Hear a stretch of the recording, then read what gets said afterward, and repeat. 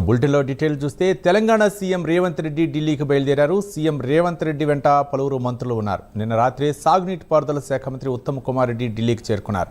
ఇవాళ మధ్యాహ్నం 12 గంటలకు కేంద్ర జలశక్తి శాఖ మంత్రి సిఆర్ పాటిల్ను సీఎం రేవంత్ రెడ్డి, ఉత్తమ్ కుమార్ రెడ్డి ఇతర నాయకులు కలవనున్నారు.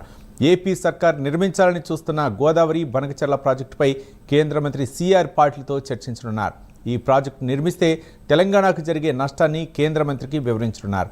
బనకచెర్ల ప్రాజెక్టు నిర్మిస్తే 1980-2014 చట్టాన్ని ఉల్లంఘించిపోయినని కేంద్ర మంత్రికి సీఎం రేవంత్ రెడ్డి బృందం తెలియజేయనున్నారు. దీనిపై మరింత సమాచారం మా కరెస్పాండెంట్ అజీం అందిస్తారు. అజీం, తెలంగాణ సీఎం రేవంత్ రెడ్డి కొద్దిసేపటి క్రితమే ఏదైతే ఢిల్లీకి బయలుదేరారు. సీఎం రేవంత్ రెడ్డితో పాటు సాగునీటి పారుదల శాఖ మంత్రి ఉత్తమ్ కుమార్ రెడ్డి కూడా ప్రస్తుతానికి ఢిల్లీలోనే ఉన్నారు. ఏదైతే ఈ రోజు నిన్న చూసిన సచివాలయంలో ఉత్తమ్ కుమార్ రెడ్డి అధ్యక్షతన ఆల్ పార్టీ ఎంపీలకు సంబంధించి గోదావరి అలాగే బంకచెర్ల ప్రాజెక్టు సంబంధించిన అంశంపై ఏదైతే పవర్ పాయింట్ ప్రజెంటేషన్ ఇచ్చారు. సో ఆ బంకచెర్ల ప్రాజెక్ట్ ఏపీ ప్రభుత్వం నిర్మించినట్టయితే జరిగేటువంటి నష్టం తెలంగాణకు ఆ వివరణ అంతా కూడా పవర్ పాయింట్ ప్రకటన చాలా స్పష్టంగా చెప్పారు. సో ఈ నేపథ్యంలో ఈ రోజు మధ్యాహ్నం 12 గంటలకు ఢిల్లీలో సిఆర్ పాటిల్ కేంద్ర మంత్రిని కలిసి అటు ఉత్తమ్ కుమార్ రెడ్డి అలాగే సీఎం రేవంత్ రెడ్డి ఇద్దరు కూడా, అలాగే వీరితో పాటు అధికారులు కూడా ఉంటారు. వీరందరూ కూడా ఏదైతే బంకచెర్ల ప్రాజెక్ట్ నిర్మిస్తే తెలంగాణకు జరిగే నష్టంపై, అలాగే 1980లో ఉన్నటువంటి చట్టం, అలాగే 2014 రాష్ట్ర పునర్విభజన చట్టం సంబంధించిన అంశం ఏదైతే ఉల్లంఘనకు గురవుతున్నట్టు అవుతుంది. సో ఈ అంశంపై అన్ని వివరాలను కూడా కేంద్ర మంత్రి సిఆర్ పాటిల్ కు ఏదైతే రేవంత్ రెడ్డి, ఉత్తమ్ కుమార్ రెడ్డి అధికారులు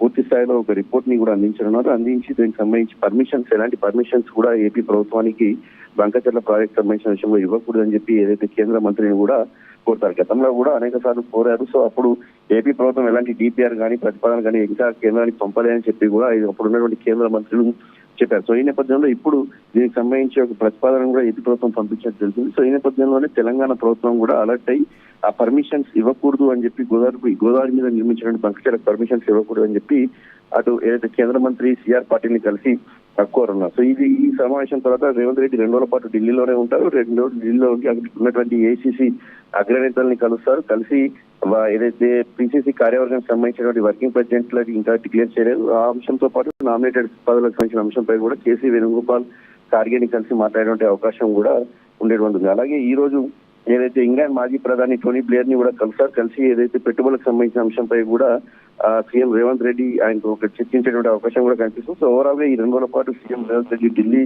షెడ్యూల్ బిజీగా ఉంది. ఈ రోజు మొదట ఇంగ్లాండ్ మాజీ ప్రధానిని కలిసిన తర్వాత సిఆర్ పాటిల్ కేంద్ర మంత్రిని కలుస్తారు. కలిసిన తర్వాత ఏఐసీసీ అగ్రనేతలను కలిసి పార్టీ వ్యవహారాలపై కూడా మాట్లాడతారు. దీంతో పాటు స్థానిక సంస్థల ఎన్నికలకు సంబంధించి 42% బీసీ రిజర్వేషన్ సంబంధించిన అంశంపై కూడా అధిష్టాన పెద్దలతో కూడా రేవంత్ రెడ్డి చర్చించే అవకాశం కనిపిస్తుంది. Ravi, thank you Azeem.